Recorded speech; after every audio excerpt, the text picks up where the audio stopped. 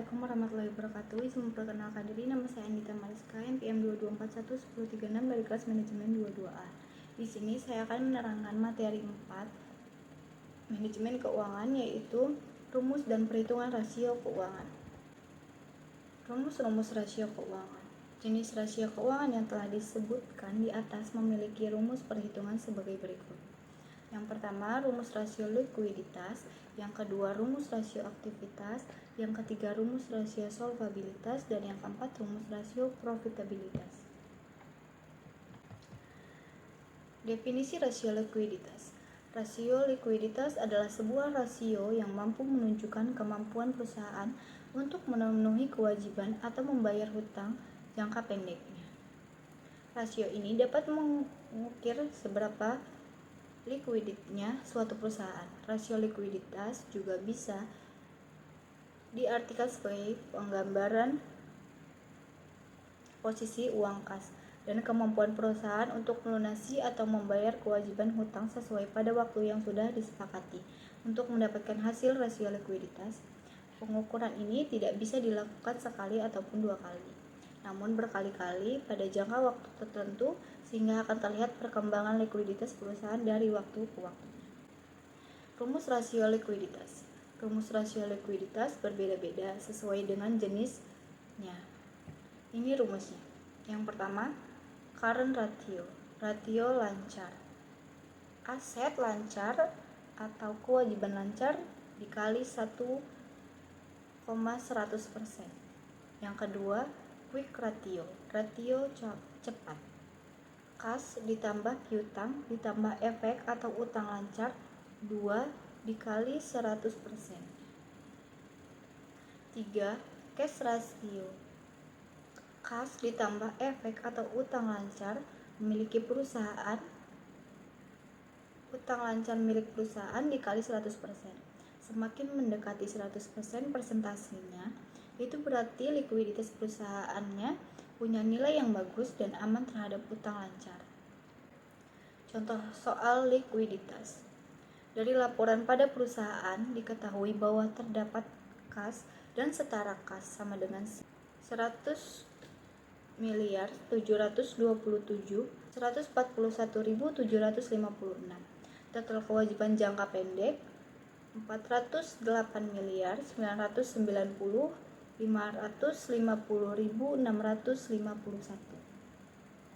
Berdasarkan data di atas, berapa rasio kas yang dimiliki perusahaan tersebut?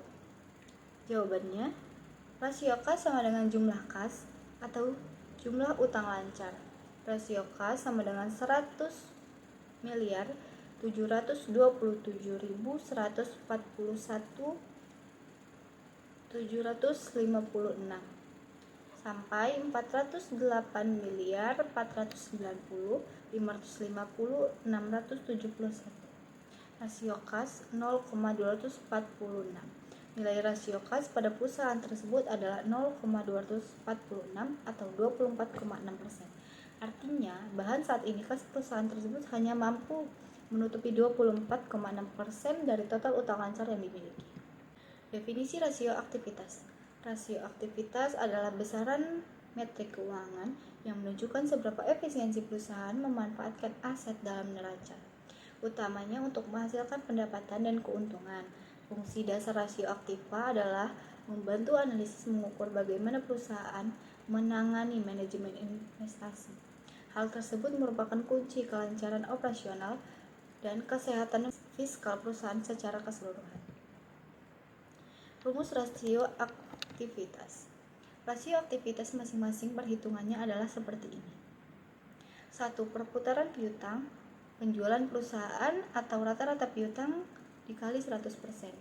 Perputaran persediaan, penjualan perusahaan atau persediaan milik perusahaan dikali 100%. Yang ketiga, perputaran aktiva tetap, penjualan perusahaan atau aktiva tetap punya perusahaan dikali 100%. Yang keempat, perputaran total aktiva penjualan yang dihasilkan perusahaan atau total aktiva dikali 100%. Yang kelima, semakin mendekati 100% berarti keputaran semakin bagus dan membawa manfaat untuk perusahaannya. Definisi rasio solvabilitas.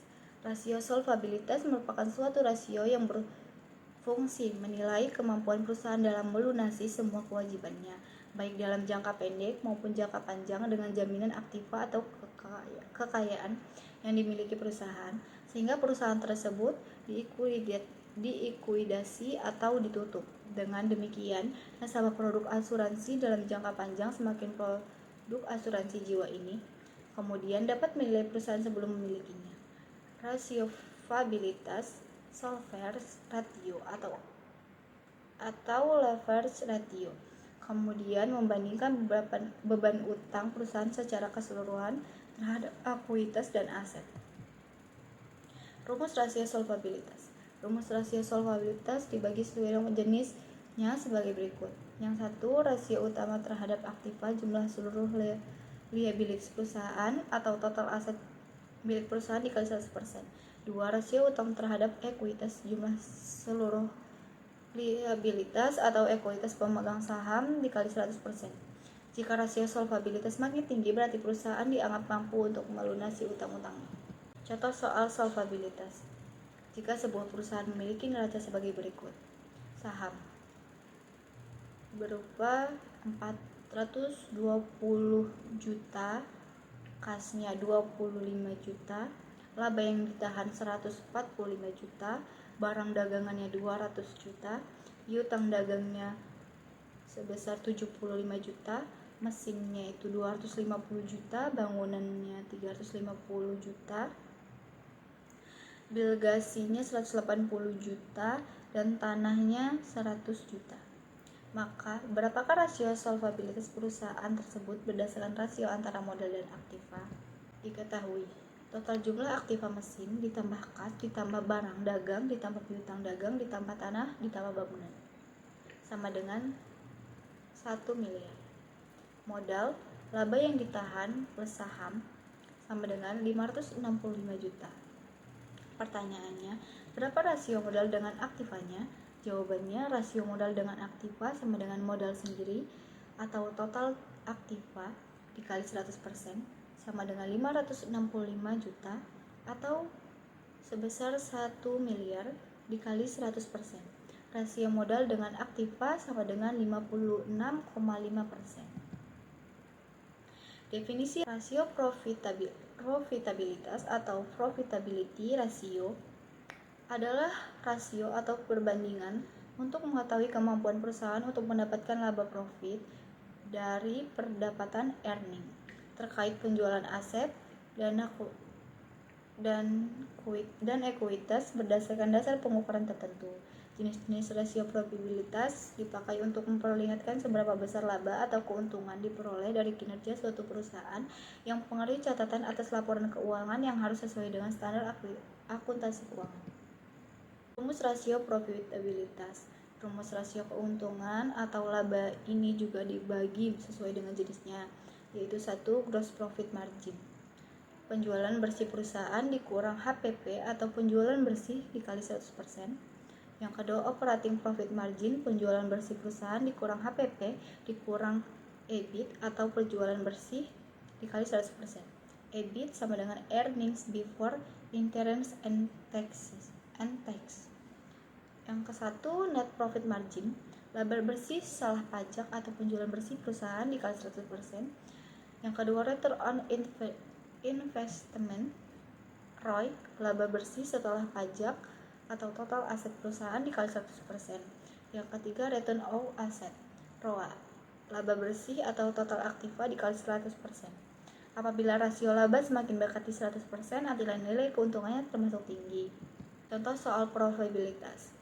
1. PT ABCDE merupakan perusahaan yang membuat baju koko. Total penjualan baju seragam pada tahun 2019 adalah sebesar 400 juta rupiah, sedangkan harga pokok penjualan HPP adalah sebesar 150 juta rupiah. Berapakah gross profit margin atau margin laba kotornya?